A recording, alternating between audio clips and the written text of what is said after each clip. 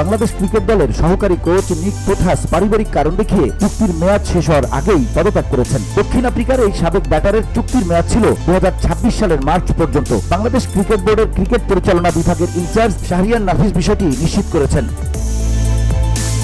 পোথাসের পদত্যাগ এমন এক সময়ে এসেছে যখন আইসিসি চ্যাম্পিয়ন্স ট্রফি শুরু হতে মাত্র 1 মাস বাকি। 2023 সালের এপ্রিলে বাংলাদেশ দলের কোচিং স্টাফে যোগ দেওয়া এই অভিজ্ঞ কোচ শেষবার কাজ করেছেন গত ডিসেম্বরের ওয়েস্ট ইন্ডিজ সফরে।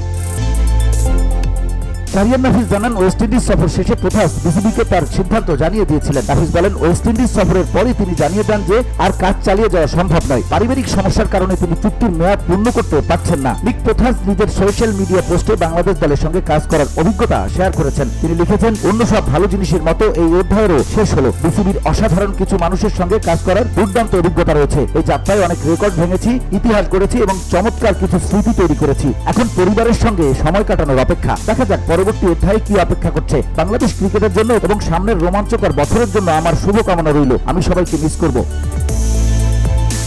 নিক পোথাস 2023 সালে চন্ডিকা হাথুরু সিং এর সহকারী হিসেবে বাংলাদেশ দলে যোগ দেন। গত অক্টোবরে হাথুরু সিং এর সঙ্গে চুক্তি বাতিলের পর কোচিং স্টাফ নতুন সংযোজন হিসেবে মোহাম্মদ সালাউদ্দিনকে সিনিয়র সহকারী কোচ হিসেবে অন্তর্ভুক্ত করা হয়। এর আগে পোথাস ওয়েস্ট ইন্ডিজ ও শ্রীলঙ্কা দলের প্রধান কোচ হিসেবে দায়িত্ব পালন করেছেন। পাশাপাশি সহকারী কোচ ও ফিল্ডিং কোচের ভূমিকাও কাজ করেছেন। বাংলাদেশে যোগ দেওয়ার আগে তিনি হ্যাম্পশায়ার কাউন্টি ক্রিকেট ক্লাবের উইকেট কিপিং কোচ ছিলেন।